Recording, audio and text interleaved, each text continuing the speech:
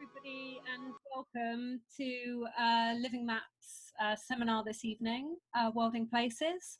I'm Claire Qualman. I'm going to be chairing the talks this evening.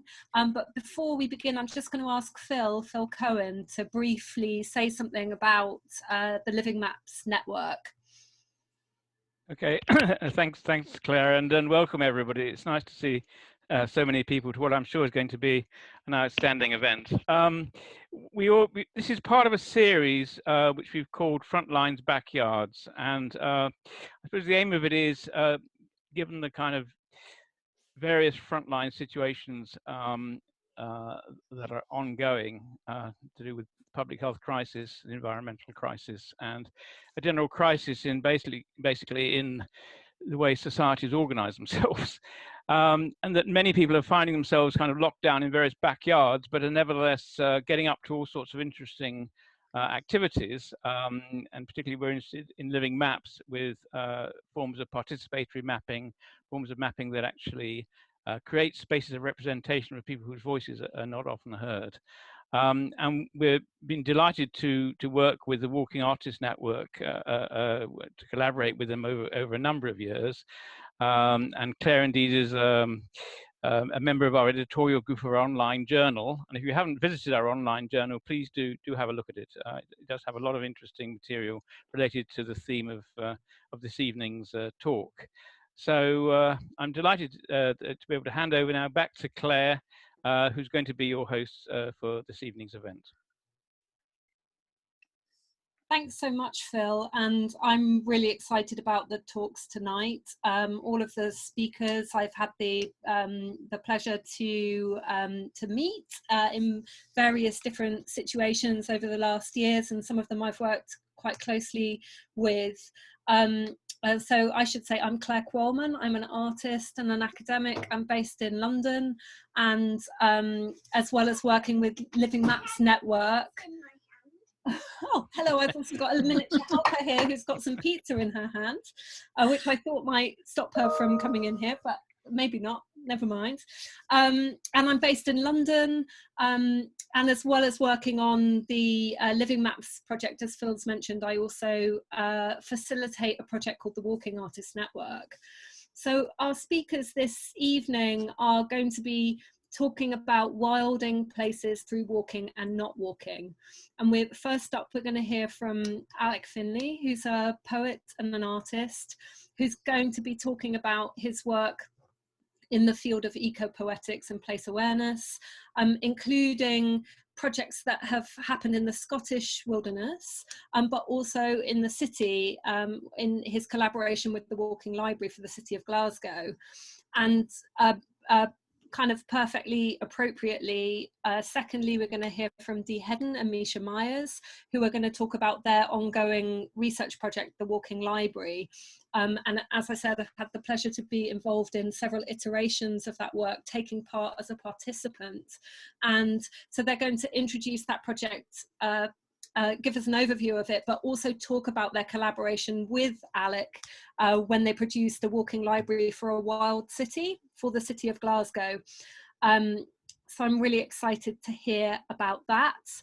And then thirdly, we're going to hear from Morag Rose, who's going to introduce her project, her long-term ongoing project, the Loiterers Resistance Movement, which is a Manchester-based psychogeographical collective that she's founded more than a decade ago, and is going to discuss some of the ways that that works with people and their awareness of everyday space, and also how it has continued to work during COVID-19 restrictions. Now, out of that, again, we're going to make some space for a conversation between Morag and Alec around walking and not walking, and thinking very much about the exclusions and challenges of walking art. So then once we've heard from our speakers, Blake Morris is going to be our respondent to the talks this evening. Now, Blake also I've had the privilege of working with extensively because I was one of the supervisors for his PhD in walking art practice at the University of East London. And he's the perfect respondent because he's actually written quite extensively about each of the three speakers this evening in his work, which I recommend that you check out his various writings, including the monograph that has evolved from his PhD thesis, which is called Walking Networks. And then we should have some time for questions too. So I'm hoping that our talks and response will take us to around 7 p.m. and then we'll have around half an hour to hear questions from the floor and to have some discussion. And I will chair that discussion as well. So please feel free to use the chat to make comments, to pose questions. I will try to keep an eye on that and keep a hold of those for the Q&A part of the evening. But I'm just going to, with no further ado, hand it over to Alec and say, welcome, Alec. Thank you, Claire, and thank you, Phil. I hope that everyone's safe and well. I'm looking forward to the conversation and the questions, but I'm just going to do a short reading. The toast of age and infirmity, a toast to those who climb for us. The mountain is vulnerable. With one hand, we may blot it out. We take to the mountain for a change of air, meaning a change of breath. The tiniest pebble resting on the summit is higher than the mountain. A mountain can raise itself up on a fault. Mountains are cultivated with the eyes. A walk has a lag that lurks and leaves pools of darkness. Hares on the mountain, love song or lament.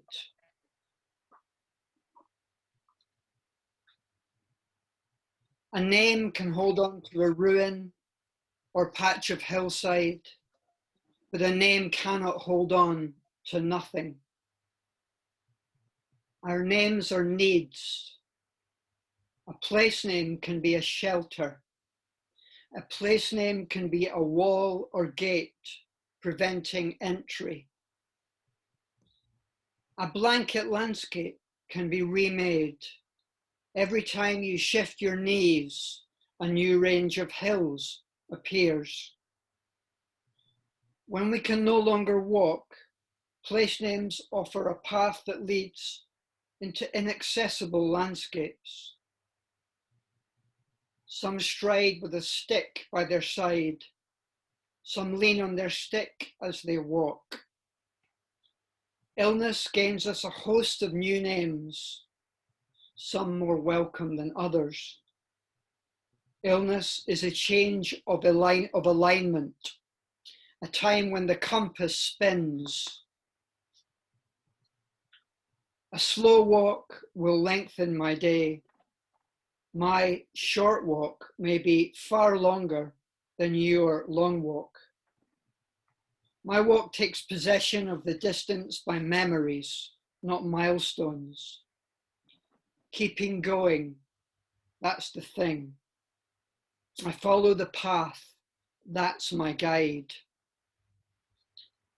Turn for home when your footsteps stop following behind you in the snow. Cross the water where it's shallowest. Get down on your hunkers, stretch the ice. Turn from the wind when it lengthens. Make a meeting with whatever's ending. Place names are part of us, not the landscape. A name is an intensification of awareness. A path moves the mountain's outlines. A walk is a path for two. Thought is a path that passes between two people. That last morning, we left the hut in the wood.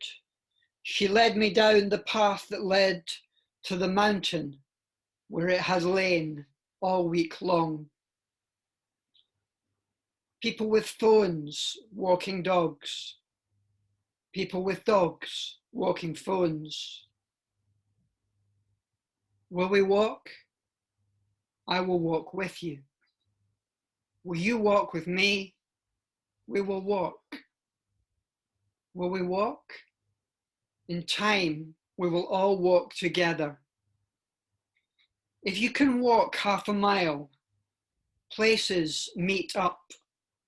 If you can walk 100 yards, then that's it. From the Day of Access Manifesto, which I'll talk about later.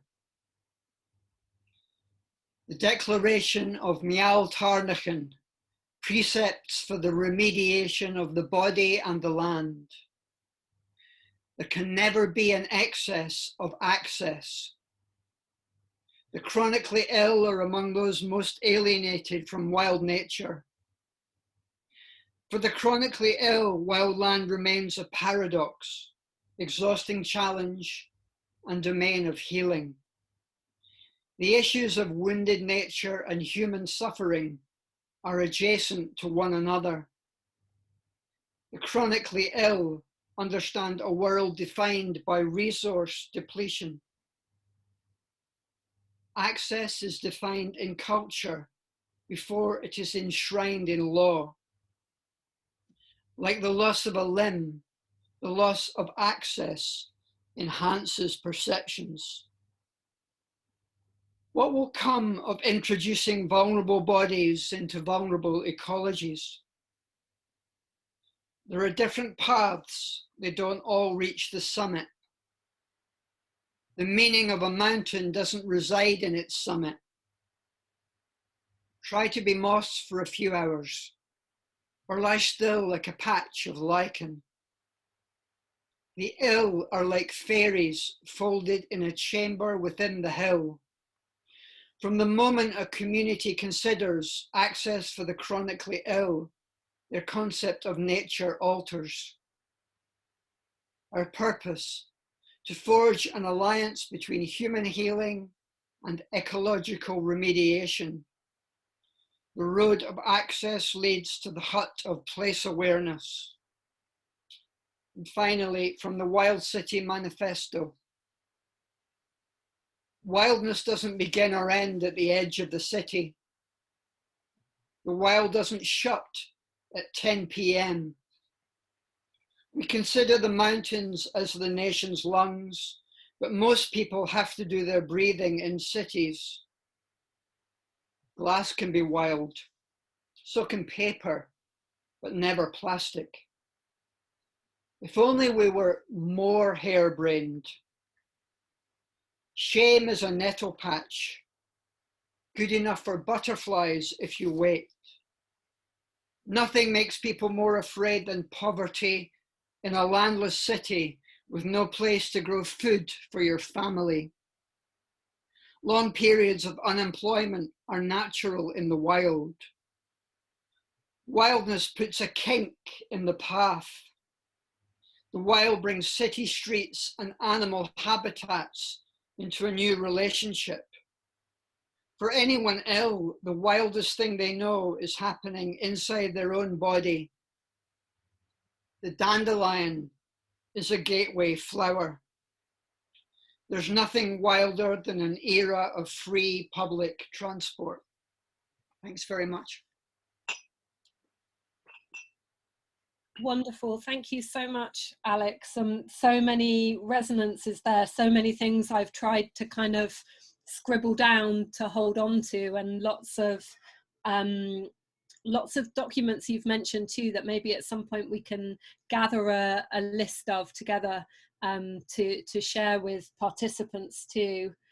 I'm going to hand straight on. I'm going to ask you to hold on to your questions for Alec for the end, and I'm going to now ask Dee and Misha to take over. Dee and Misha, do we have you? Thank you, Claire. Misha, are you there too? I'm here. Hello. Hi, Hey, everybody. great. So it's great to be here this evening. Thanks to everyone for joining us, whatever time it is in your zone. Just to say that I'm zooming in from Glasgow this evening, where it is indeed 18:19, and Misha is zooming in from Melbourne, Barrowlands, and it is 5:19 a.m. And Misha and I are collaborators across the distance, which makes it really special when we can come together in spite of those geographical distances and indeed temporal distances. So we're really, really delighted to have been invited this evening. So thanks to Phil for that invitation. And it's just so lovely to see lots of old friends in the room tonight, but also the names of people that we don't know and that we hope might become new friends going forward. And also, I'm sure Misha would agree, but just hearing Alex's readings there and sort of wonderful reminders of the work that we've made together, and also the work that Alec's focusing on more significantly at the moment in terms of well-being, illness, walking access, and that line, keep going, that's the thing, almost sounds Beckettian. And I'm a great fan of Samuel Beckett, so that's a compliment that's intended as a compliment. Keep going, that's the thing. I'm going to just switch to screen share mode now, so if you could just bear with me while I do that. From the beginning, and usually Misha's responsible for the screen sharing, so I don't know whether it's an indication of Misha's trust in me this evening or just that it's 5 a.m. in Melbourne that this has been handed over to me. But I have, just so that you know, I mean, Misha and I are long-term collaborators, and she has been invited to keep me right if I forget in my engagement with what we're doing to actually move the slide on. I'll just say walk on. Yeah, exactly. Walk on, and I'll do that. So in this short presentation, Misha and I are focusing on our ongoing creative research project, which is called the Walking Library. Launched in 2012, so we're getting almost near our decade, Misha. We will need to celebrate it in some way or another. But it was launched in 2012, and the Walking Library, in essence, explores the relationship between walking, literature, and environment. And it's inspired by repeated references throughout the late 18th and 19th centuries to books carried by people on long walks, what we tend to think of now really as pleasure walks, though. So books taken for company. And the Walking Library asks variations on the question, what book would you take on a walk, in order to create different collections of books and then literally walk with them. And walking with books, we think about the relationships of reading to walking to environment to people in all sorts of lively, shifting and complex combinations. Yeah, so we've written quite a bit about the Walking Library over the almost decade. But for those who are unfamiliar with the project, we will start with a brief summary. So our first Walking Library was made in 2012, and it accompanied a month-long peripatetic arts festival, Sideways. And Sideways walked the many but disappearing slow pathways of the Flanders region of Belgium, aiming to inspire local publics and to walk more and drive less. And the Walking Library project then was oriented at its outset towards environmental matters. Receiving more than 200 suggestions to the question, what book would you take for a walk? We purchased a stock of nearly 100 books and walked and then read them across more than 300 kilometers, sharing books and extracts en route. Each book in the library was accompanied by a personal message written onto a lending book card inserted with the book, explaining why it has been suggested or donated. These started out some of the methods that we continue to use and we'll talk about. So the Walking Library for Sideways has been followed by many other editions, and to curate each project's one-of-a-kind assemblage of books, each subsequent iteration of the project follows this method that became established. Each starts with a question refined and tailored to pursue an inquiry within each specific context for which it's produced. And a question is directed to audiences of each project, or a set of questions, who then offer their suggestions for donations for books. A catalog is then compiled and published on the project website and included with the collection gathered for each project. Our collection is displayed and members of the public are invited to browse and then select a book or two to walk with in a small group of other reader walkers. Walks can last between 90 minutes and a full day, prompted by the landscapes through which we walk. We pause together to share aloud extracts from the books we carry, facilitating exchanges between environments and text. And at the end of each walk, we invite our walking companions to reflect on their experience by creating a hand-drawn map, and/or written reflection, recalling what stood out for them along the walk.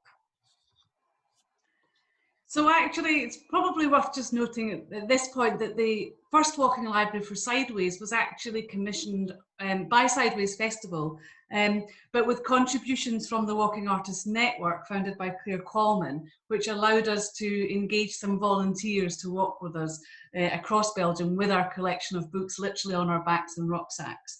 So the story of the walking library is bound up at the outset with Claire, which is what makes it also so lovely to be here this evening with Claire chairing this discussion.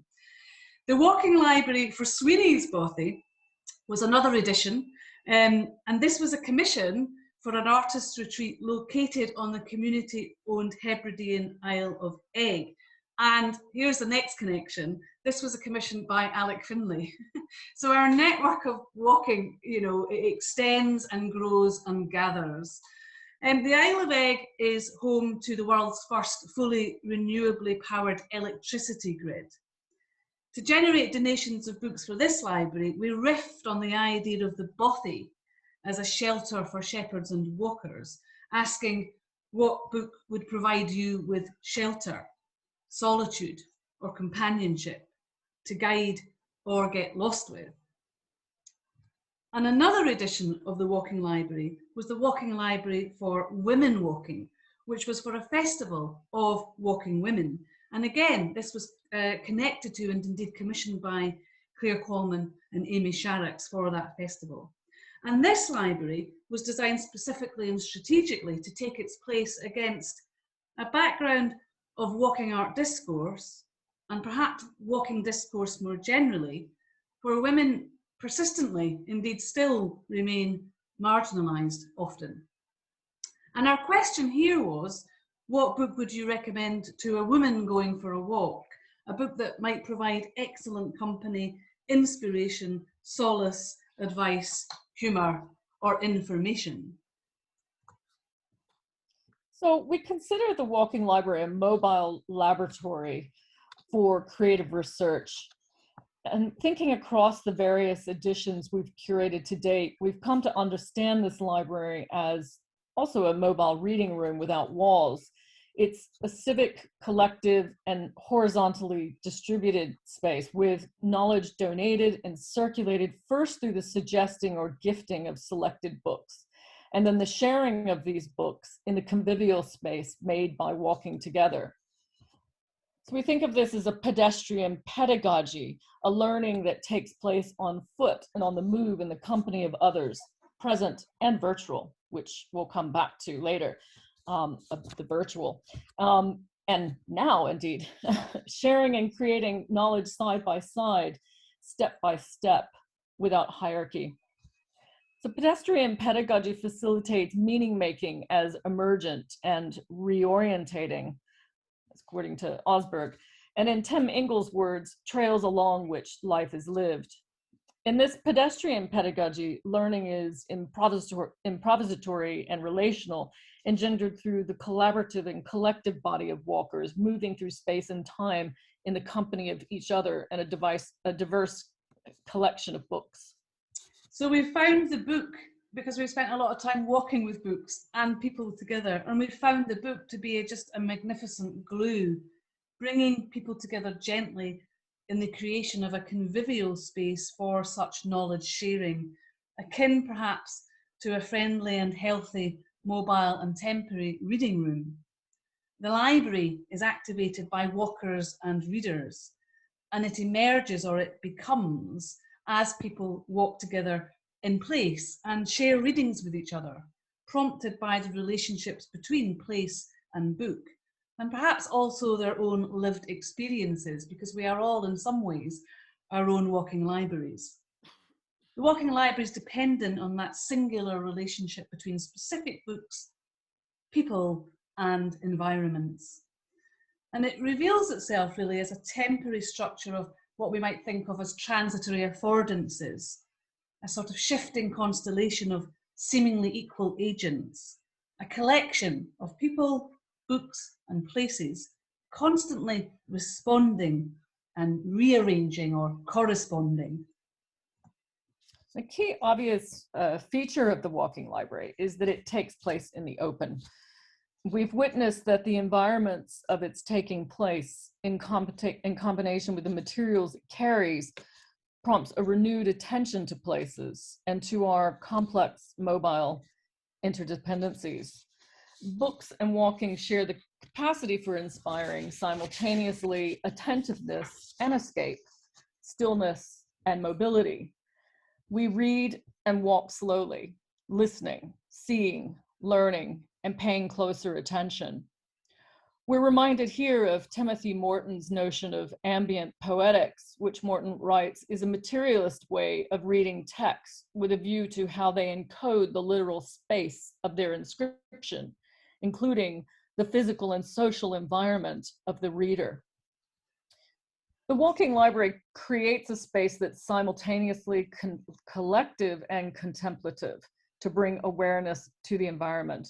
And through collective shared readings from the books carried, the books themselves shift from a background for the walk to come in and out of focus as a lens that shifts perception from elsewhere and when to here and now. The readings engender an atmosphere and ambience, brings things from our surroundings to awareness.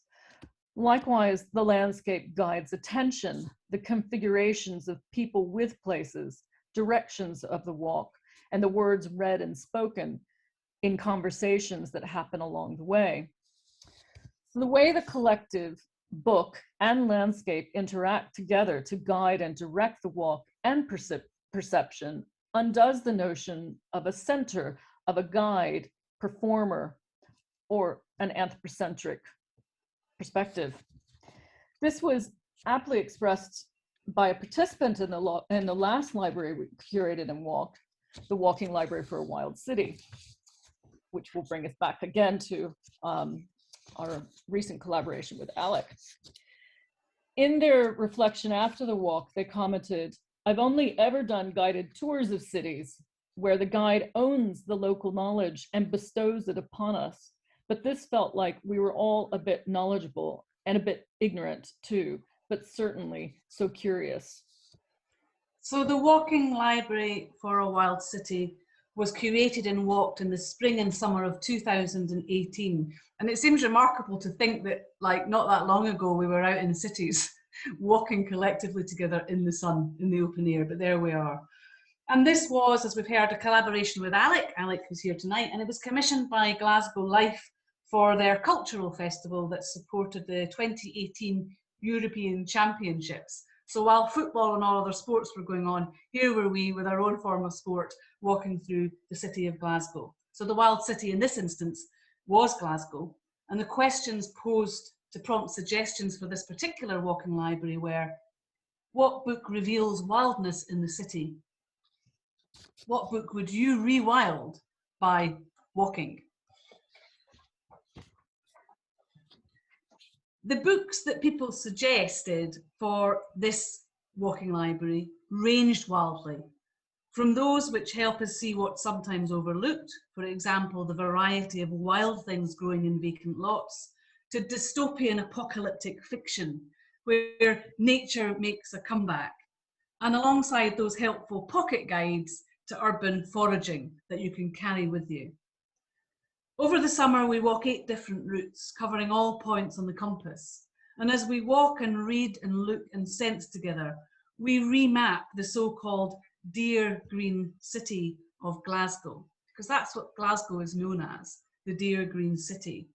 And we rediscover with Alec the significance of old names. Sucky Hall Street, which means Willowhaw, the Kelvin River, the Reedy River.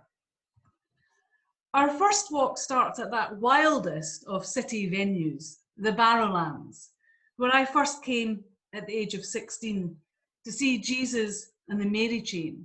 But having consumed too much of that wild, infamous fortified wine, Buckfast, was promptly ejected before the support act had even begun, because we fell down the stairs on the way into the venue. I've never seen the Jesus and Mary chain, by the way.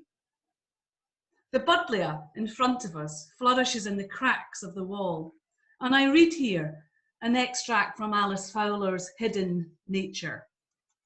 And I shall read this extract from the very book and the buddleia that marks the page with you this evening. Buddleia, you are a crack addict. I remember being 21 or so, sitting on a window ledge off the kitchen of a boyfriend's flat and noticing it properly for the first time. Buddleia Davidi, the butterfly bush, weed of the wayside. Why did you end up in a crack? And why do you choose to live there now? You have the choice of so many places to grow, yet you still choose your crack. Why do you like it so? There are 3 places where you will always find Buddleia Davidi in cities: in cracks, on embankments, by water. There are 3 places you will find Buddleia Davidi growing in the wild: on limestone outcrops, in forest clearings, as a riverside thicket. Buddleia Davidi was introduced into Europe in 1893, and its showy flowers made it a firm favourite with the Victorians, especially the burgeoning middle class. Buddleia flowers are loved by butterflies, whose long probosces can explore the deep reaches of the long corolla tube of those lovely little flowers. The deep orange eye is a nectar guide, the heavenly honey scent a seductive attractant, and the thin, sweet, abundant nectar a delight for a long, slender tongue to sup up. Butterflies are wild for buddleias. Walking through the infamous Barras Market, we encounter remnants of mussel shells on the pavements. We don't know if these shells are the remains of a seagull's dinner, unlikely, or a wild city reveler tempted by the nearby Loch Fin shellfish bar, which is quite some distance from Loch Fin. There used to be cockle and mussel stalls in the Barras, but they've mostly all gone now. A childhood memory is shared of walking through this part of the city years ago and the crunching of shells underfoot like walking on the beach. Sophie reads from the Seabirds Cry. And I will read from the Seabirds Cry by Adam Nicholson. The words that Sophie read. It's a disturbing realisation. The gulls on the Hastings seafront, largely fed on fish and chips and on the rubbish from people's bins, have been transformed by the food we've been giving them. They are no longer wild creatures, but a reflection of who we are and how we live. They are the gulls of the Anthropocene. The impression you get, the instinctive gut feel of these birds on the seafront, that they are somehow degraded and impoverished, is borne out by the science. We have created a race of gulls that reflects the worst of us. We walk down Greendyke Street, through Glasgow Green, up Greenhead Street, onto Arcadia Street, continuing to Green Street, and these are the actual names of the streets. But we choose to rename them: Dandelion Donder and Piss the Bed Verge, Windowed Wilding Garden and Copper Beach Row, Kite Green and Buddleia Bog. Behind and across buildings' ruinous facades, jungles are taking over and ragwort blooms triumphant in its blazing yellow.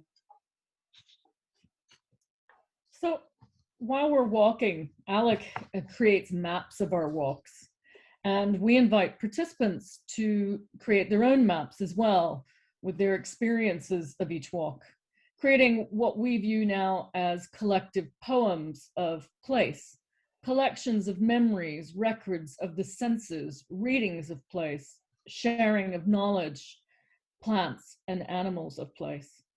Some are words plus image, others purely word or visual. And with these wild city maps, we created word clouds from the collection of all the maps gathered for each walk to see what words were repeated most often. That is, what was the collective most attentive to. Buddleia and seagulls came out the winner, and you've been seeing those throughout the presentation and the slides. The maps and the word clouds give a good sense of the walk and the place. As I wasn't on all of them, I can't take that objective view. The ways that people map their experience, I can take that objective view, that is. I'd say the ways that people map their experience are moments of individual contemplation, but they also reveal collective thought. You can see repetitions appear of things seen, but also the form of the mapping as the landscape kind of imprints itself upon memory and of the shape of a walk, perhaps demonstrating what Doug Torgerson refers to as a green public sphere. They reveal what stood out most to the group as a collective through these repetitions. As we extracted words from them for the word clouds, we began to imagine that these were moments, things said and shared with the group as a whole that then stuck in their collective memory. They're like the inside jokes, the stories a family tells and retells to one another that don't have the same significance to those outside, but they evoke that bond and have the weight of something significant. The physical and social environment of the reader in the Walking Library is the post-industrial city of Glasgow, albeit the dispersion of that post unequal across the 4 points of the compass that we walk. North of the river, which historically was upwind of the factories, is arguably the greener part of Glasgow. Scholar Andrew Dobson puts it bluntly, and I quote him here, "Poor people live in poor environments," end quote. And that river, the Clyde, divides the city into two, with the shipbuilding, Clydeside, on the south side, though no longer, of course. The drawings in participants' maps depict environments that are far from the bucolic imaginary, and nature is not some distant fetishized object over there. The maps offer an ambulatory poetics surfacing an ambience that is wildly mixed. We see tower blocks, motorways, ruinous buildings, and the detritus of human lives lived in the city. They're entwined with and often the sites for the city's non-human wildness, the so-called weeds pushing through the cracks in walls and pavements, clinging on to damp overflows and rooting into piles of rubbish. Human and more than human collaborate in making the cityscape.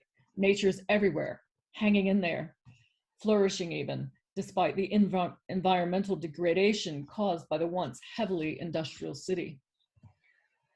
The ferns have taken over the dripping, slimy walls. The post-industrial city is, in its own wild way, resilient. And we see it and name it, Wee Green Alley. And we feel it too, the sketch of melted tar, the drawing of shade given by trees, ambient passages, ambulatory poetics. The wildness of the human city dwellers is prevalent too in the copious piles of empty tinnies and discarded bottles. And yes, those bottles most often are indeed buckfast. The pictures are lively, perhaps invoking, in Timothy Morton's words, the underside of eco-mimesis, the pulsing, shifting qualities of ambient poetics, rather than trying to make pretty or sublime pictures of nature. And in many of the pictures, there we stand, we humans, grouped together as a species, not surrounded by the environment, as if we're here and it's there, but in it. This brings us to our most recent library and brings us to the virtual walk, the virtual library. So the walking library for forest walks was commissioned for the National Forest in the UK. And to gather suggestions of books for this new library, we asked, what book would help you see the forest for the trees? What book would provide seeds for thought and future forest? What leaves would you want to turn and share? And what forest stories stretch both legs and minds? We had planned to take this library on its inaugural walk as part of the National Forest Walking Festival in May of 2020, and then to bring it to the Timber Festival in July last year. But when COVID-19 lockdown restrictions came into place, we added a new question: which book transports you to the forest without leaving home?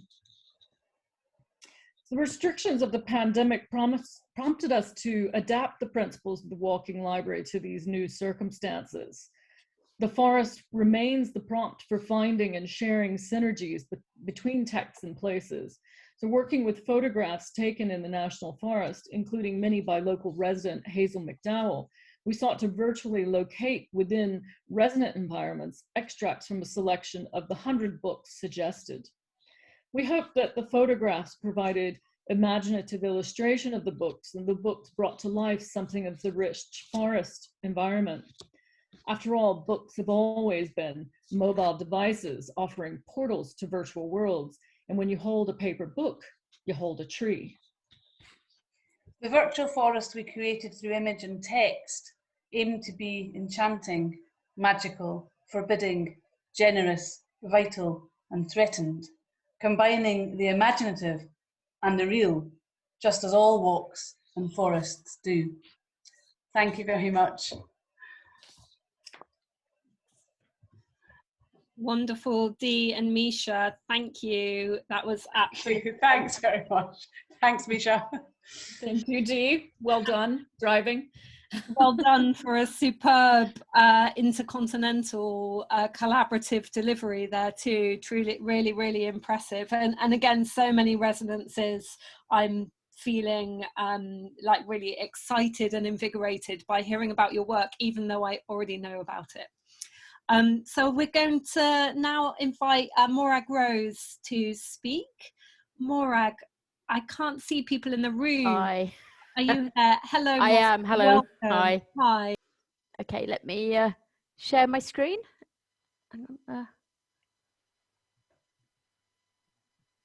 Okay, Dee, I can see you. Can you just wave if you can see my screen, please?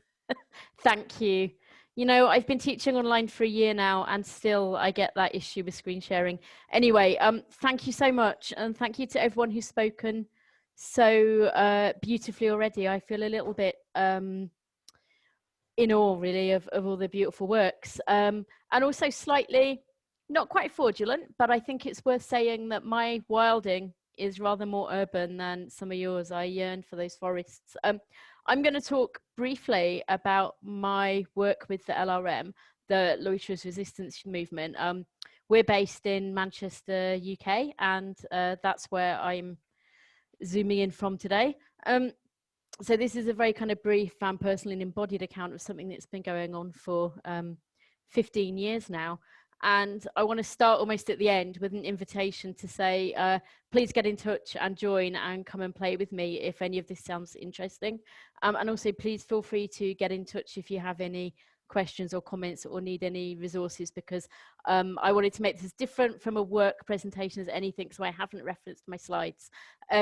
But I will just start by saying one of my key principles really is that the streets belong to everybody, and they should do. And I've tried to make my work as accessible as possible, and truly believing that creative walking should be for all bodies. And my own walking is kind of brought to you courtesy of the NHS and collective support and whoever else turns up. You know, we're not isolationists, and I'm going to contradict myself here by saying I'm going through a whole work on psychogeography without talking about the flaneur because he's very boring. Got it out the way now. Right. So the LRM, Loiterers Resistance Movement. I'm going to start by reading our manifesto, and I wrote this in 2006, 15 years ago, which feels slightly freaky now. Just before that, I drew this Venn diagram on the back of an envelope. I was a community development worker at the time. I was also really involved in a lot of anarchist projects to try and find non-commercial social spaces in the city. I was really concerned, and we were concerned, you know, none of this was done just me, you know. I was really concerned about kind of increasing alienation and surveillance, and I guess what we would think of as kind of neoliberalization of city centre, and how Manchester was getting boring. It was all about shops, and wanted to do things that were more exciting, more interesting, and wanted to bring political theory to the streets, kind of literally, but also to have fun, because you know what, fighting for social justice is knackering. And I have to say, you know, 15 years later, we haven't started the revolution, and it's still tiring. And I still find, you know, delight in the serendipity of the streets. I'm not going to talk about the origins of psychogeography now with the, you know, SI or whatever. There's the actual definition by De Boer there, which I'm sure many of you will be familiar with. But I will just say there are many, many issues with the SI, particularly in terms of the kind of neo-colonialist and masculinist and kind of really occult language. But I came backwards to that. I started with the kind of sexy slogans with, you know, DIY aesthetics and music, and only really learned the theory later. So if I'd read that, I probably would never have started this thing that's been going on for so long. Anyway, here's the manifesto. So the LRM, Loiterers Resistance Movement, is a Manchester-based collective of artists, activists and wanderers interested in psychogeography, public space, creative mischief and the hidden stories of the street. We can't agree on what psychogeography means. We still can't, by the way. But we all like plants going out of the side of buildings, looking at things from new angles, radical history, drinking tea and beer. I don't know why we put tea in the manifesto. It's actually a bit of a fib. Anyway, getting lost, DIY map making and feeling like a tourist in your hometown. Gentrification, advertising and blandness make us sad. We believe there's magic in the Mancunian rain. Our city is wonderful and made for more than shopping. The streets belong to everyone and we want to reclaim them for play and revolutionary fun. On the first Sunday of every month, we go for a wander of some sort, and we also organise occasional festivals, exhibitions, spectacles, and random shenanigans. Please join us, everyone is welcome. So really, not a lot has changed in 15 years, but also everything has changed, you know. And I think that Venn diagram still stands, although it doesn't encapsulate the actual act of walking and the embodiedness and the messiness of what we do sometimes. So, you know, yeah, what do? We go for a walk. And I think that first Sunday of every month is quite important. There's something about the ongoing commitment, I think, and the building up of stories. And I should say, when I talk about being a collective, it's essentially me and whoever turns up. We don't have an official membership. It's whoever you like. At one point early on, we did have a hand stamp that you could have the menu of an official loiterer. It got lost one night when basically Steve Coogan gave me a lot of free beer and there was a terrible accident with the stamp. He won't remember that, but anyway, we've never had anything official since. And I think that's to the benefit, you know, people drift in and out quite literally. I'm quite proud that nobody's ever come once, as far as I'm aware. You know, I may not see somebody for months or years, but they'll come back. And the original collective, early on, there was a core of members. We've never had any particular fallings out. It's just that people's life maybe takes them away from the city, or they have kids, or they have caring responsibilities, or something happens. So we do that. And said on the first Sunday of every month, we go for a walk. And oftentimes they're a kind of traditional sort of derive where maybe we'll use dice or pieces of a car or game playing things to guide our walk, or sometimes we'll draw a line on a map, or sometimes we'll transpose maps, or sometimes we'll have a theme of colour or futures or gender or something to see what we're doing. And it helps us to pay close attention to where we are and to, I hope, try and imagine another city, if only for the duration of that walk, you know. So really it's a kind of affective free mapping, although I probably wouldn't have used that phrase at the beginning. What it's about is stories, adding new stories to the city and of being in space. I think there's something powerful about asserting a right to be in space, sometimes, especially in an increasingly privatized kind of city. I've never actually mapped any LRM walks. At one point, really discouraged anyone taking pictures or anything, but clearly that didn't help. I realized that was contradictory to my anarchist come and make of what you will thing. So yes, I write about the theory. Yes, I sometimes write about my own experiences, but actually the walks belong to whoever's there to do with what they want. the most important thing for me is that we ask awkward questions sometimes about the city, that we complicate the dominant official narratives of Manchester, which are just incredibly boring. And I really hate the idea of an essentialist kind of one true place. It's about opening up stories, opening up questions, challenging the kind of existing, the original modern city is one of our slogans for the city, but actually what does that even mean? And it's about making connections between people and place. So often we're a catalyst for people to go off and do other things, or to talk about what interests them, or to make friends, or to have conversations that we might not make space for. It's really about making space. The images here I've chosen partly because of the theme of wilding. I felt I should pay a little bit of attention. The space on the bottom there is a tiny little scrap of land on the edge of Shude Hill tram stop. Now I realise there's actually people here today who've been on LRM wanders and who live in Manchester, but many of you won't. But anyway, it's a fairly neglected patch, but it's really dear to people's hearts. In another world, when I did my PhD research, I walked across Manchester with around 50 different women, and this came up again and again as a place where people measured the seasons, they could name the flowers, they enjoyed the respite there.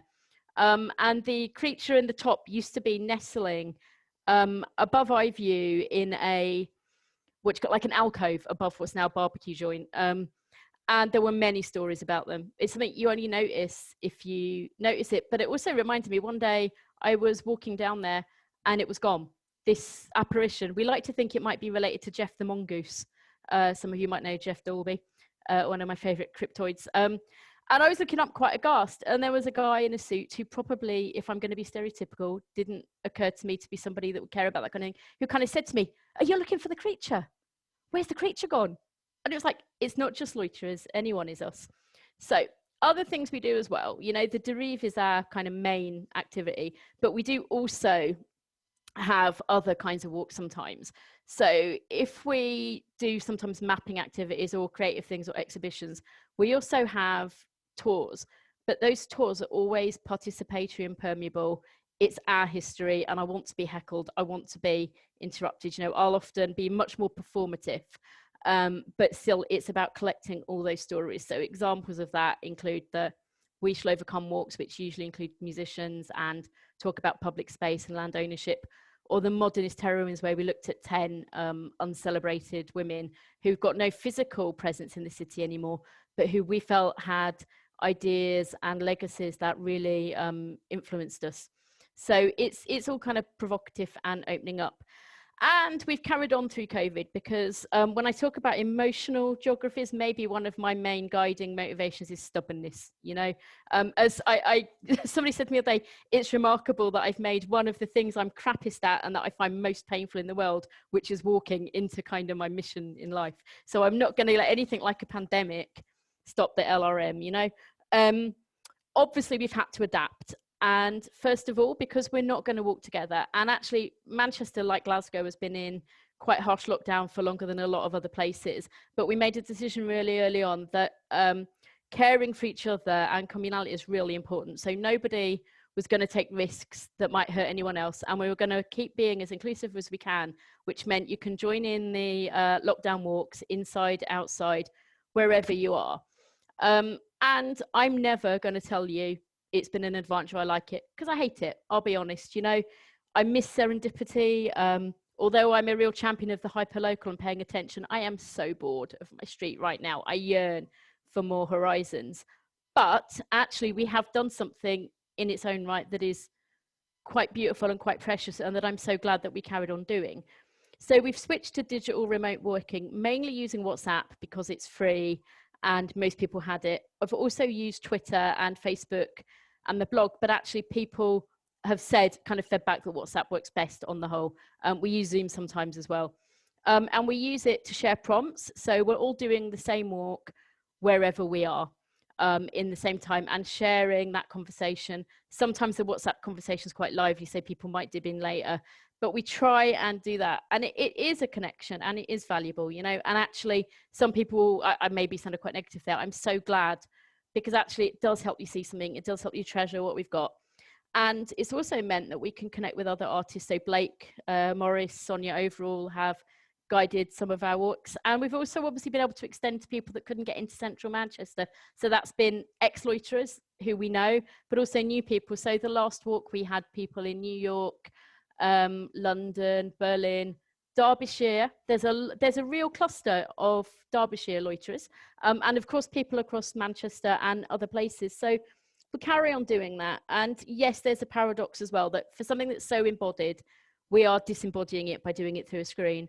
But I really do think there's value, and I'm really grateful. And to say now, you know, thank you to everyone who's joined those lockdown walks. They have been experimental. Some of them have been quite shambolic, but they've also been a lot of fun. And I should also thank my partner who's often done the prompts, because I found it very hard to be directing and talking and thinking and being in the moment.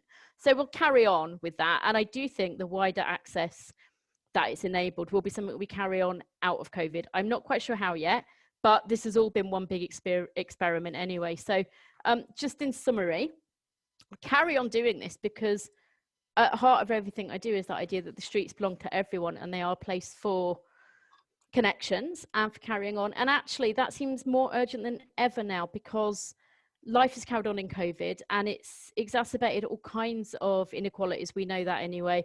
And, you know, I felt being in a place without a garden for part of lockdown. I was not at home, but I was only 20 minutes down the road. But actually the difference was stark. There's always lots to discover, lots of new things to see. And none of this should be radical. But actually, unfortunately, it still is. The need to take up space that's becoming incredibly privatised. In Manchester, we've got some particular battles. The image here, by the way, is another game that I play sometimes called CCTV Bingo. I've got it as a PDF if anyone wants a game card. And it kind of exemplifies a lot of that creative mischief, because it's about being aware of your environment, asking questions, but in a very non-didactic and performative way. In the same way as upstairs, that in that other photo, talking to a lovely police lady who told me I couldn't stand and sing a song there. The picture next to it is where the space was, the invisible line that we can't see, you know? Those kinds of being out, that kind of public participatory pedagogy, I think, is so much more powerful than me, you know, giving a lecture. So, oh, wrong way. So yeah, we're carrying on. Often it feels like what we're mainly doing is paying attention and bearing witness and holding space. But I think there's a lot of value to that still. And we're carrying on to kind of enchanting and engaging with and remapping space. So, and I reiterate again, you're all more than welcome to join me. So thank you very much. Okay, kept time. Thank you so much, Morag. Fantastic to hear about your wonderful work again. And like some of the others, even though I'm familiar with your work, I feel really invigorated to hear you speak about it again as well. And some of the things that you say, that this, you know, these are necessary actions, this taking up space, this being in places is vital. I'm going to ask now, actually, Alec and then Morag, just to say something again, Alec, because I think in light of what Morag's touched on around the sort of amendments to her work with the Loiterers Resistance Movement in the COVID-19 restrictions, because I know there are things that you have been working on, thinking on, writing about that specifically relate to illness and walking, COVID-19 included. Yeah, I'll try and talk about two things very quickly and summarize them. So I got ME when I was 20 and I became an artist at 33. And from my 40s on, I was making a lot of work in the landscape, wild places, mountainous places. And I'd never been up a mountain because I couldn't walk far enough. And I did a project recording fauna with Chris Watson in the Cairngorms for a fauna jukebox. And we had to take equipment up some mountains. And in the Highlands of Scotland, there's been a real growth in what you would call estate tracks. So tracks that go up hills that are made mainly for people that shoot. And they're inaccessible. And we were given permission to drive up these, really just to carry Chris's equipment. And so in July of 2020, 17, I think, I found myself on a mountain for the first time. And it was very emotional. It was a place that most people could have walked in a couple of hours, hill walkers, I mean. And I realized gradually that I had to make that access available to people. My real personal feeling is quite against the tribalism that we've moved into in culture. And there's a kind of issue around disability. I really didn't identify as disabled for 25 years. I just didn't talk about it. I managed, I hid it. But when I had this experience, I felt that there was a lot of things happening around disability and landscape that were a kind of disability Olympics. People on wheelchairs that abseil off cliffs, people who've lost their feet in frostbite walking up mountains, and it's wonderful. But I wanted to make work that was for a whole group of people that weren't included around chronic illness, fatigue, those kind of conditions that literally never even campaign to be in wild places. But what I wanted to do was not just make a project that identified as disabled. So what I've tried to do is bring together the passive aspect of having chronic fatigue and the active aspect of rewilding. So we've only done one pilot project where we took 4 disabled people up a mountain.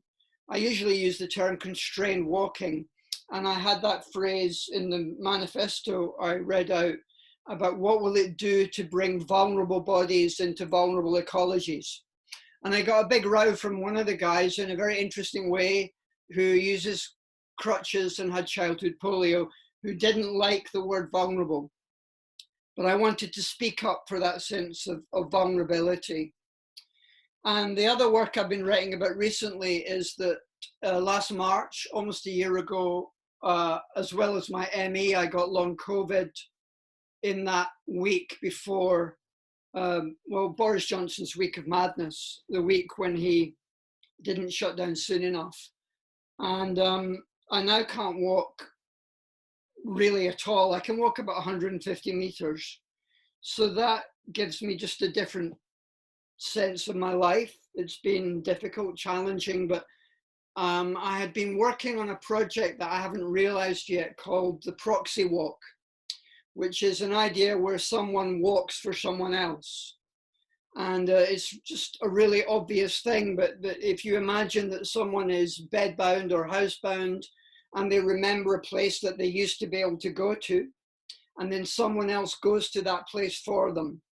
In a more specific way, imagine that the person that knows the place remembers it for an hour, and the person that can walk has never been there and walks there for an hour.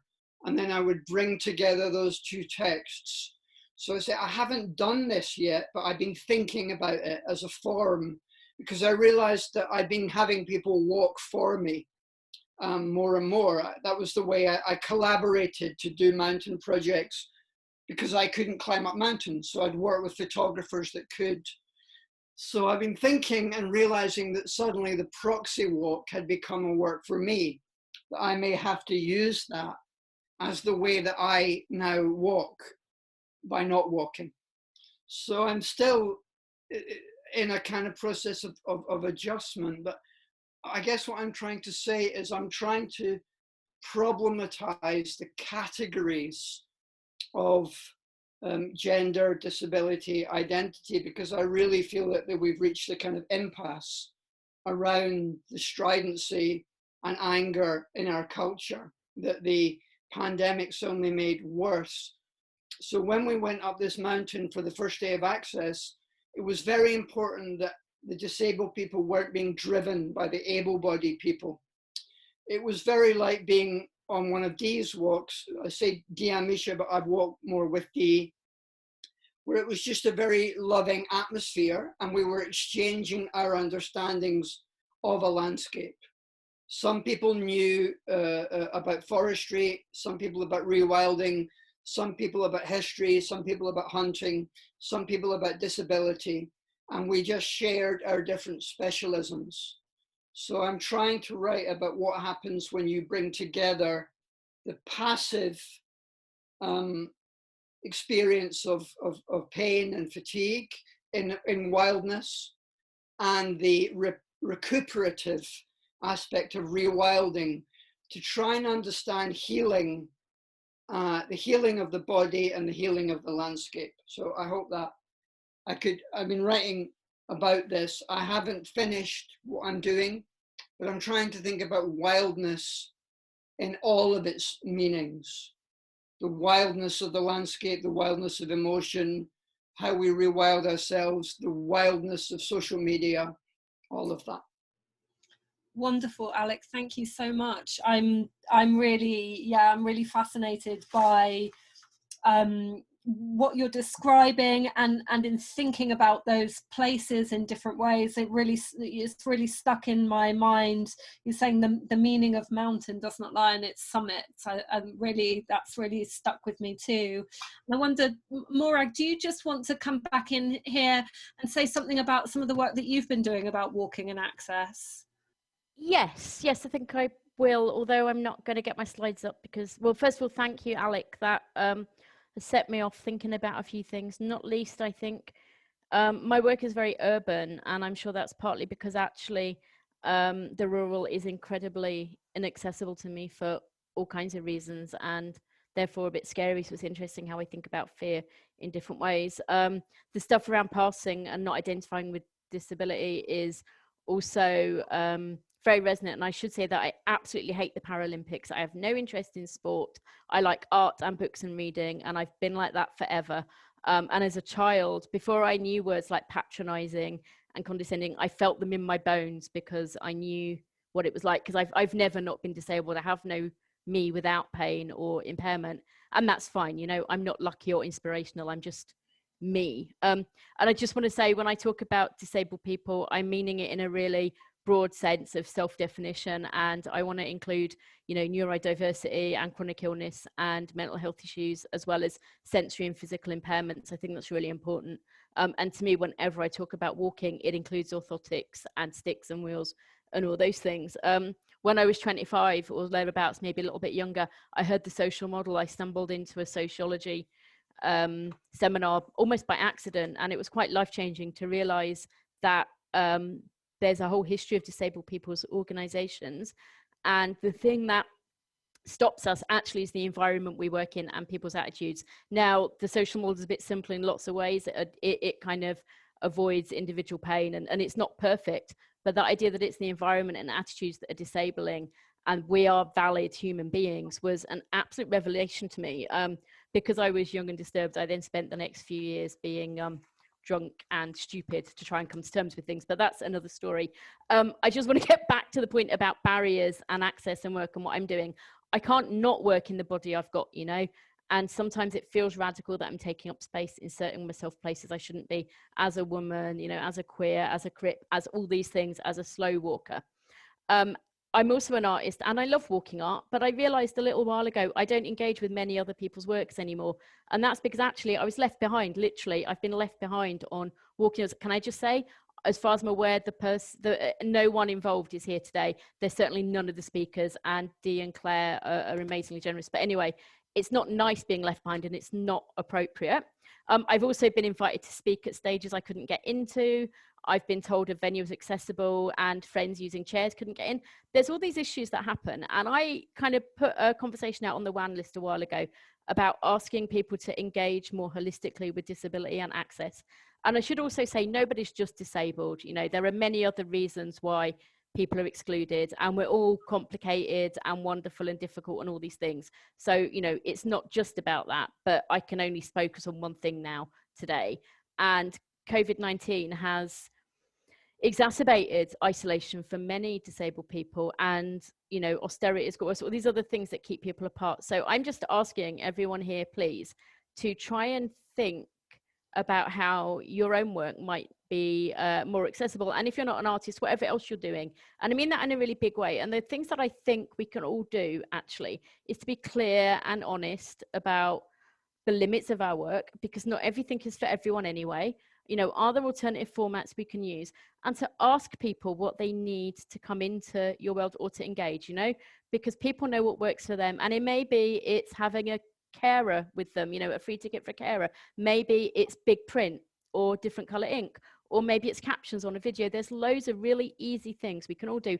And I'm not perfect at this as well. I'm learning too. I need to say that. And, you know, many of us are creative people here. Think creatively about this and start with that point of access and equality, because I've never met anyone who doesn't want those things, I'm happy to say. If you want an example of what can go wrong, forgive me having a slight hobby horse here. I've been involved in the campaign to make Jeremy Deller's Peterloo Memorial accessible. It's a bit of a rude word I can't use at the moment, but this monument to working class struggle, to radical history, to equality is a flight of steps. And if only there'd been a consultation process or a listening to people saying, hang on, if it's steps, that means lots of people can't get up to, and it wouldn't have happened. So in essence, it's thinking creatively, it's talking, it's listening, and it's engaging with as many people as you can, not being homogenous, learning, asking, and finally, remembering that we are the public and we are artists, you know. Disabled people are everywhere. Who knew? And, you know, having a good design, for example, not having those stairs will help people who've got a pushchair or a big suitcase, or are just feeling a bit tired or have broken their leg. It's good for everyone. It makes sense. Now, I started something on the LRM website. There's a page which collates some access guides, some general principles, and some artists who identify in that broad way of disability. Now, I'm going to put my hands up here and say it's awful because the website itself is not accessible. I'm a hypocrite. I'm not perfect. I'm so sorry. I am finding a better home for it, but I wanted to mention it today as a provocation, as a conversation starter, to invite people to send me their ideas for what could be better on that, who needs to be included, and also to have a look at what there is. So on that, I'm just going to finish with the old slogan of nothing about us without us. And the most important thing on that list for me is that it's by and with disabled people. It's not work for us, it's by us. So thanks very much. Thank you so much. That's fantastic. And Alec and Dee and Misha. And now I can see it's 7:15, so we're just very slightly over time, not in a bad way at all. And so I'm going to invite Blake to respond to our speakers, and I know that he will be able to do that really succinctly and beautifully. And then we are going to have some time for a few questions, so please do write your questions in the chat.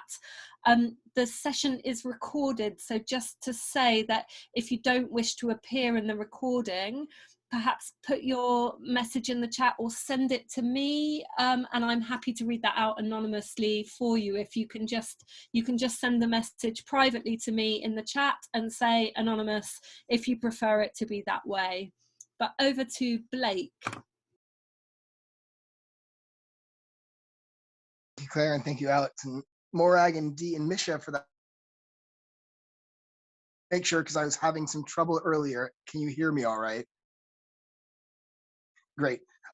So I'll keep it fairly brief so we can get back to listening to the people we're here to listen to. But there access. And the first thing I wanted to talk about is this idea of the invisibility of disability and long COVID. And one of the things that's happening now as we move to all these different online ways of communicating and walking together at a distance, and here we are, you know, every single person who's presented and is talking at this is literally and there are all these amazing ways that these digital opportunities have connected us. But I wonder, as we move past and people want to return to normal, or whatever that meant, how we can take some of the lessons around these points of access through digital work and continue them as we go. About that access, and this is something that Morag just talked about, that we're not talking just about disability here. And Morag and I worked on a paper together, and we spent a long time trying to figure out the language.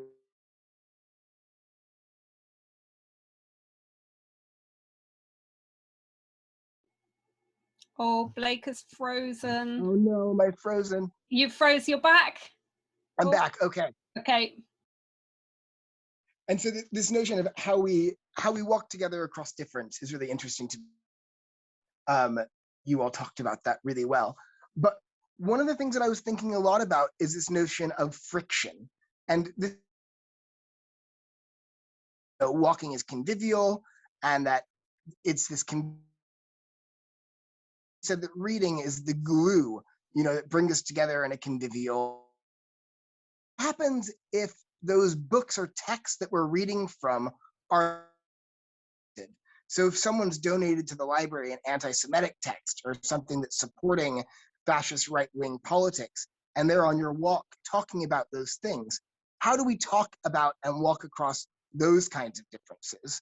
And I feel like because I'm have just moved back to America, very Trump supporting area, I'm really aware of that walking often brings together like-minded people where it's easy to break into those convivial, constructive, and productive conversations.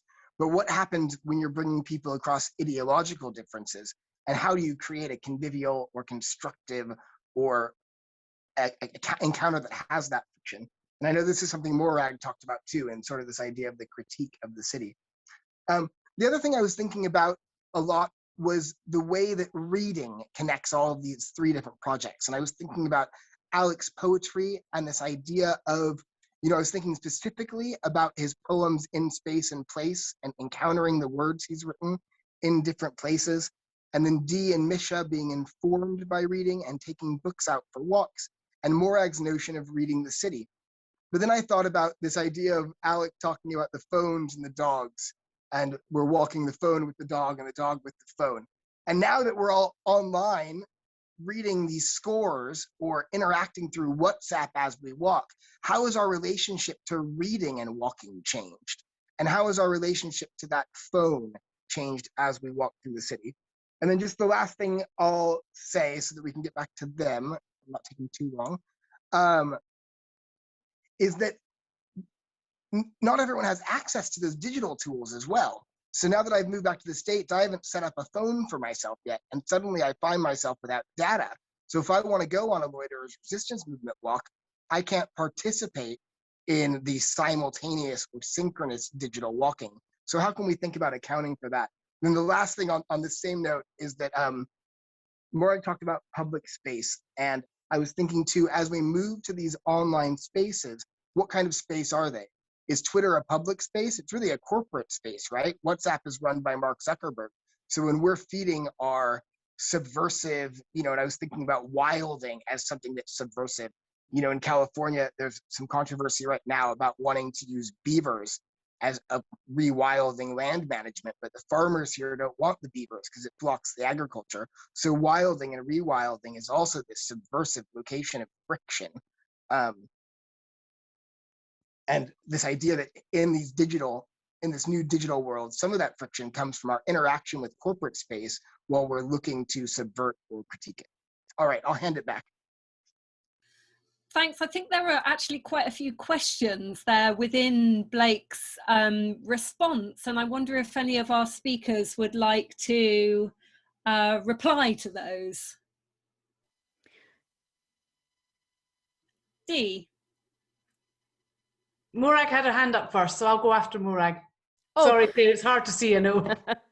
Okay, I just wanted to say, yeah, thank you, Blake, for drawing attention to things, because it is always attention, and I really angst a lot about using WhatsApp and such like, and I think that's why I always try, every event we do is on various platforms, but all of them are imperfect.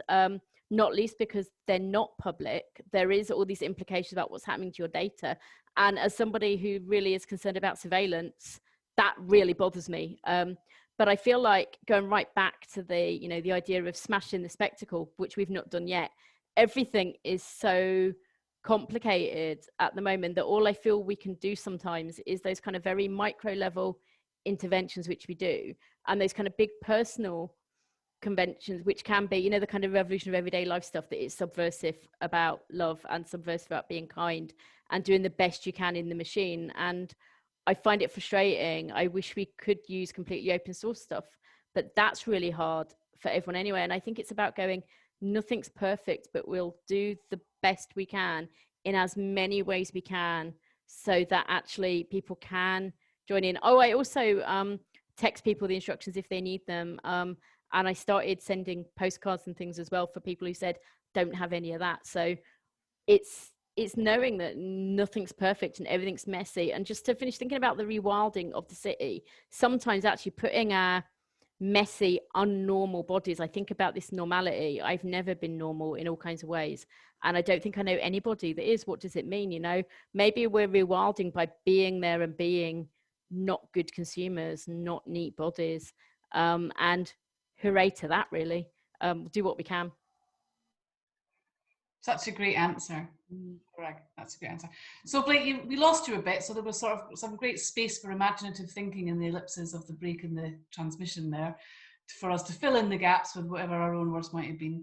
But let me just think that you were talking about what would happen on a walk that was set up as a walking library. It wasn't the convivial walk, perhaps. But let me, I mean, whether this is what you meant or not was a good imaginative prompt for me.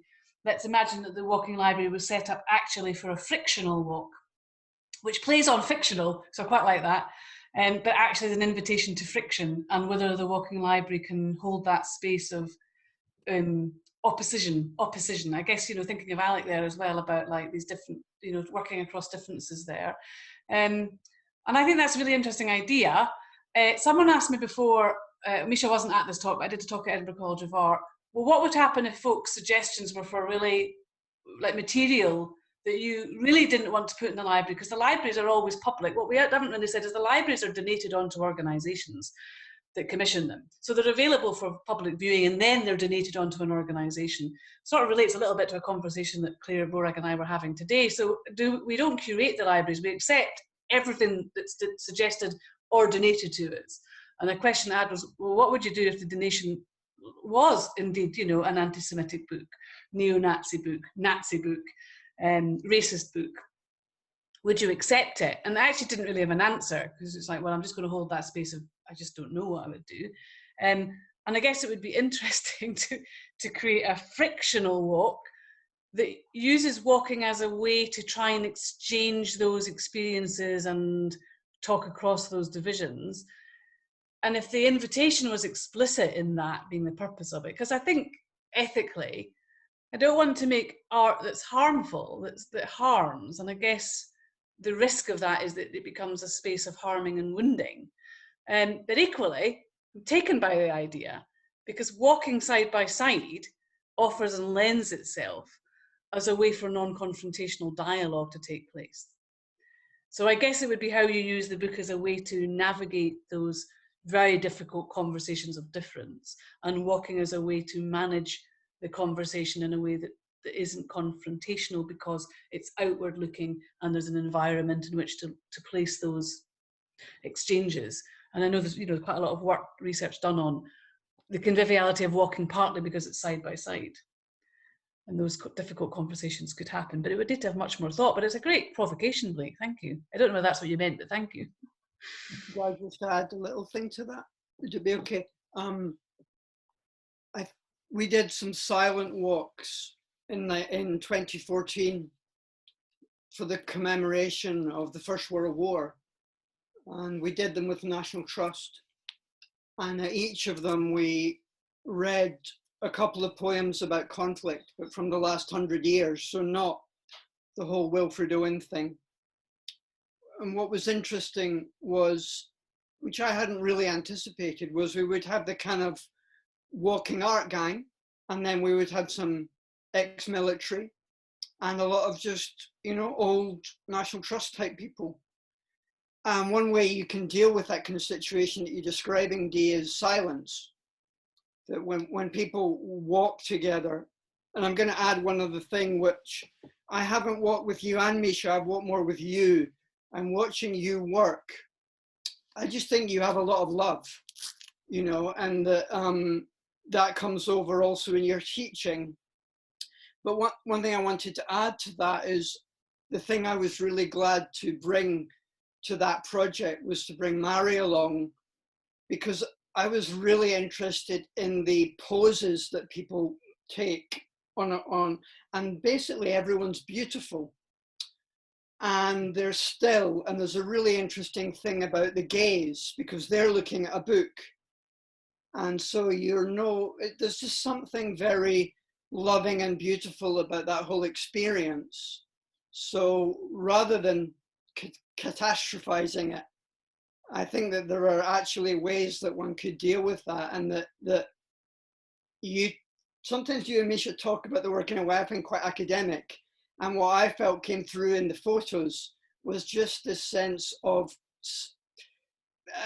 chumminess and security and love, and that people that may not normally be photographed or be considered beautiful were kind of in that space. So that's something I wanted to say. Fantastic, thank you, Alec.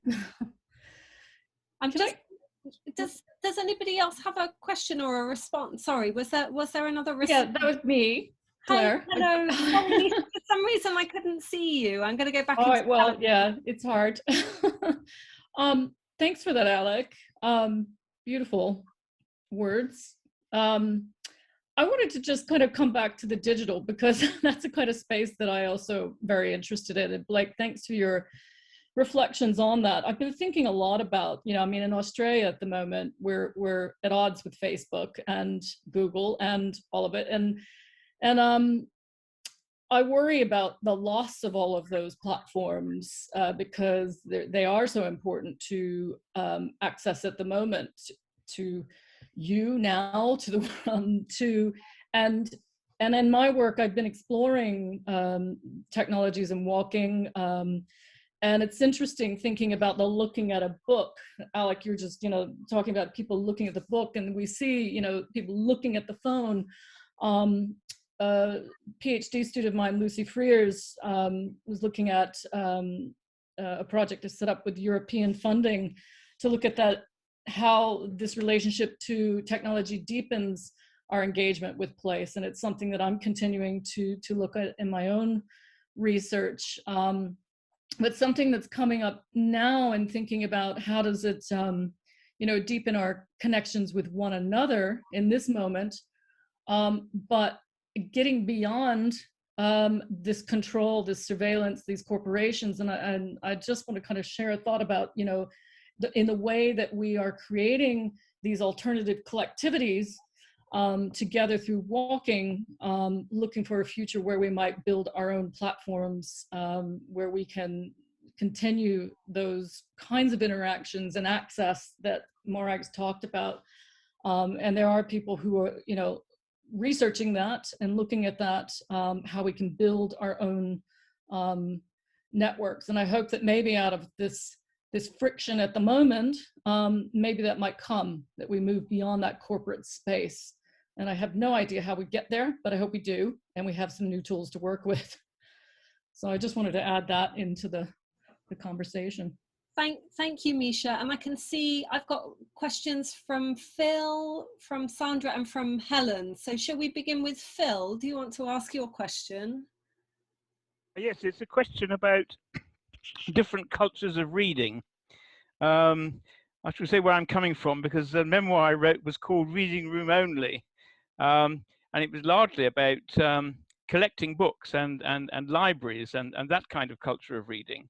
And I think for me, reading's always been a space and time of withdrawal from situations.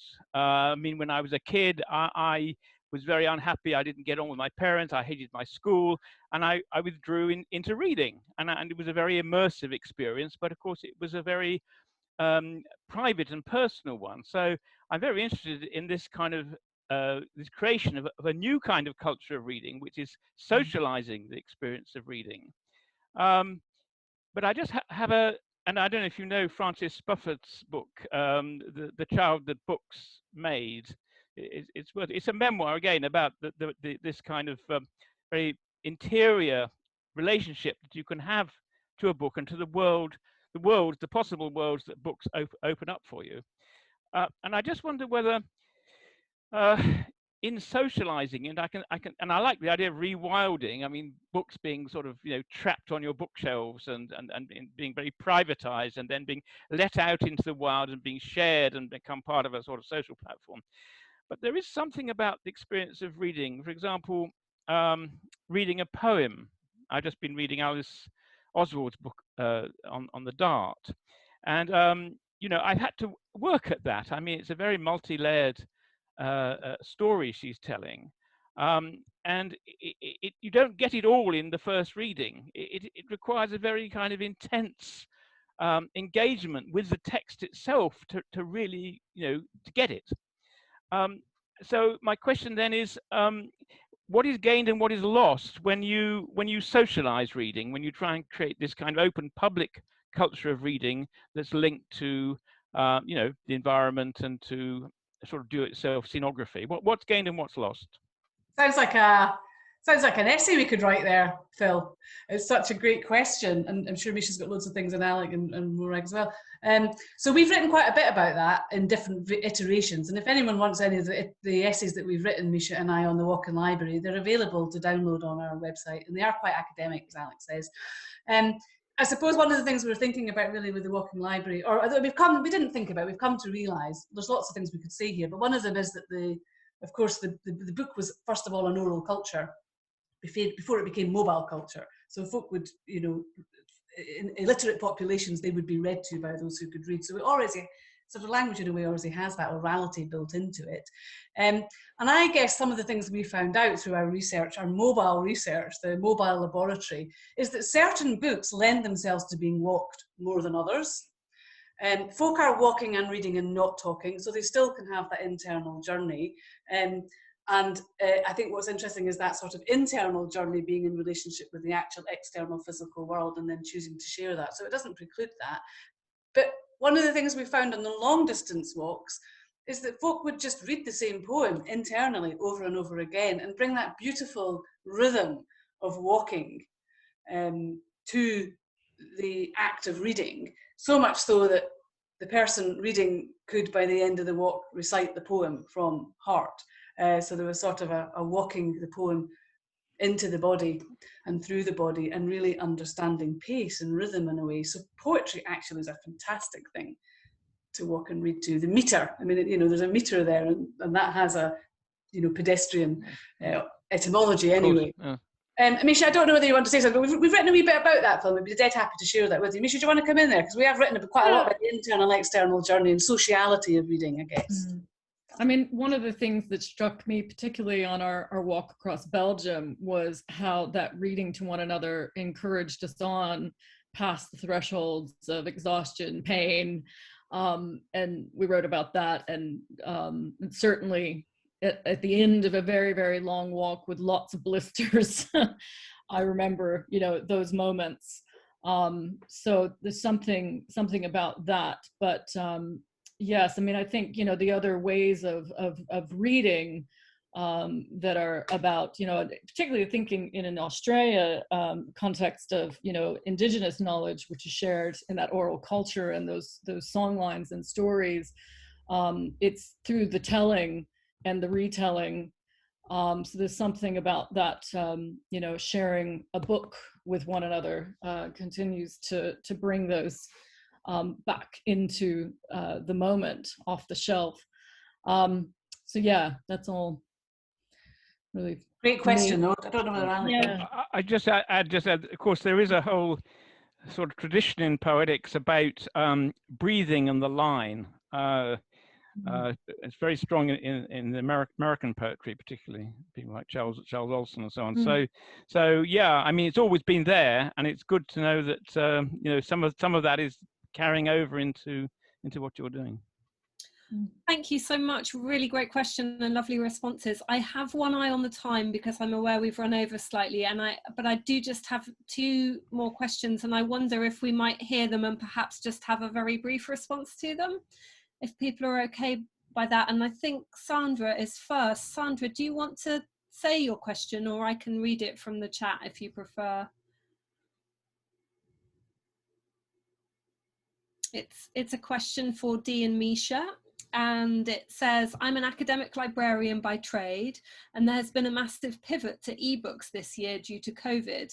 I'm curious what you think about ebooks when you think about the relational and aesthetic qualities of books. Would you use ebooks in your walking library projects? Misha and I might have different responses to this, because Misha's like really into the digital, and I think I'm a bit analog. So thanks for that question, and it's something we think about a lot. Actually, folk have come on our walks, and when we invite folk to bring a book with them, if they would like to bring a book, and we have had folk, Amy Cutler, the art geographer artist, brought her phone and read a book from her phone, so it has happened. I can answer, and my answer is, oh, sorry, Claire, did you want to read the other question? I realise I've just messed up the thing. No, that's fine. I want you to answer, and then my very quick answer is that the thing about reading and walking is folk are browsing and flicking through, and there's something about the sort of immediate tactility of the book that allows folk to turn pages and find connections. Picking flowers inside them. In the digital. But Misha, what do you want to say about the digital book?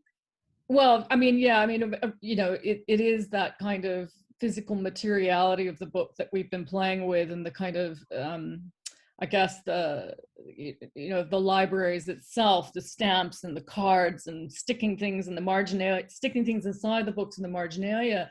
But I think, you know, with the future projects, we've been looking at kind of remote projects, sharing libraries remotely across Australia and the UK, and so compiling perhaps accessible books that are freely available. You know, so we're starting to explore that space as COVID has kind of pushed us there, but also looking at you know, remote collaborations that have come up that we need to pursue, because we're not going to be traveling anytime soon this year. So yeah, so but it's something that was asked right from the beginning. Why carry these heavy rucksacks? And we keep being asked. But I think, you know, yeah, there are reasons for that aesthetically, which we have pursued, but it's not out of the question. Thank you so much. And then Helen, we're going to take your question just to finish. If you. Oh, you're muted.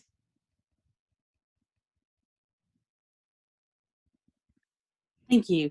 I think I'll be working with Alec at some point, so I'll have a question about kind of how you can have people doing proxy walking and maybe frictional walking. So I was really excited to hear those ideas. So we're trying some proxy walking in a very densely urban area of all places in Cambridge, but where lots of Cambridge is gated, like the colleges. You can't go into those beautiful spaces. You don't have access to those. However mobile you are, you can't get into them.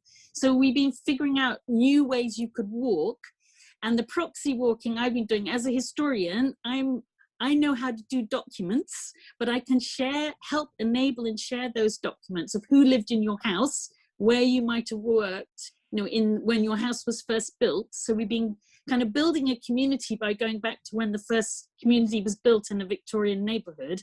And then people are doing proxy walking for those who are shielding and can't go outside by taking photographs and sharing stories of the walks that you would have done. Say if you're a cobbler, that's your home, that's your identity of your first householder. And then I can find out, well, where might you have worked as a cobbler or a shoemaker or a shoe seller? And people have been really enjoying kind of bonding over those storytelling. But the friction in the project, which is we've never been able to talk about it publicly in a good way. So obviously anti-Semitism, not a good place for someone like me to go to. I've just been dealing with that over Holocaust Memorial Day. Good place to go to that could be really helpful for communities would be, what if people want lots of trees and parks, but they also need housing for those who don't have housing and need access to housing in the city? That is such a big friction that all these urban areas are dealing with, and obviously lots of rural areas too. How do you make not affordable housing, council housing, but you also want wild spaces? And I think that would be so great if through this network people could work out good ways to make that happen, because nobody really wants to go there. The artists in my project don't really go there because they're scared. They know the public will say horrible things.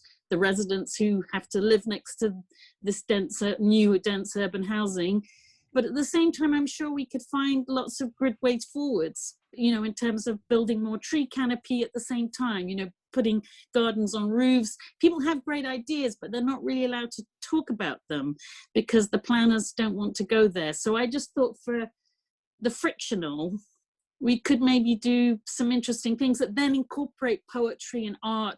Like in my neighborhood, everyone was, all the houses were covered in tree pictures as they were cutting down the trees to make the new houses. The kids and the adults went wild. All the windows in the neighborhood were covered in pictures of trees. We've captured that in photography, and as a filmmaker, I captured it, but you can't really find a place to really speak about that without kind of taking sides politically, and we didn't get a solution. All that happens was the trees went, and it'd be lovely to find ways in which this kind of frictional idea could come out with some solutions that people who use the spaces and want spaces that are better, that solutions could be found. Thanks, Helen. Would anyone might like just to make a quick response to that? Has anyone done that yet in the space that they're working in? Morag. Just briefly to say that yes, there often is friction on our walks because anybody can come, and actually we don't all disagree. Wrong phrase. There'll be many people that come on my events that aren't interested in art or politics or any of those things, but actually. From a planning perspective, yes, there's always that problem. The other tension we have is a tendency sometimes for nostalgia in a lot of psychogeography, which I think is terrible. And working in a very urban environment, the issues are very different actually, because there are visible people sleeping on the streets, but there are also a huge lack of green spaces in Manchester. So we talk about those things a lot. We do have particular issues with the planning decisions made locally, shall we say, but I also think you can't avoid a political decision. You know, I'm quite overt about that. I'm also quite overt that people can come and disagree with me, and we do have arguments. I have had a line, I mentioned this earlier, the one time we've ever stopped people being part of anything was a certain faction of really nasty far-right people thought the street belongs to everybody was not a literal everybody, and I did ban racists from the group. I make it very clear that's not permissible. So there are always those limits to free speech that we know and debate, but I think the conversations are at least helpful, and the really important bit is being honest about the resolution. What can we do as a group of disparate individuals? We can't necessarily change anything, but actually we do know the mechanisms. We do start other conversations. You can link up with other campaigns. So I think that's quite an important part of walking together. And also the sound walk is great. If somebody is for us, it's often a problem of being boring or too loud. She says talking on, but a sound walk, as someone mentioned earlier, is a great tactic for reorientating space and thinking about those other views. So yeah, that was a very quick answer, sorry. Thank you so much, Morag, and I am actually going to draw things to a close because it's been a long day of screens, but what an absolutely delightful series of talks. The synergies between your work is just, you know, it's all there. So thank you everybody for coming and listening and for your questions. Thank you to all our speakers, and thanks to Livingmaps for hosting as well. And all of the Livingmaps talks from this series are available on the YouTube channel, so please point people in that direction if anybody's missed them, and please do check out the website and the journal there too. Blake and I co-edit the Lines of Desire section of the journal, which features artists' projects that relate to mapping and walking. So there's some really fantastic content there, as well as throughout the whole journal as well.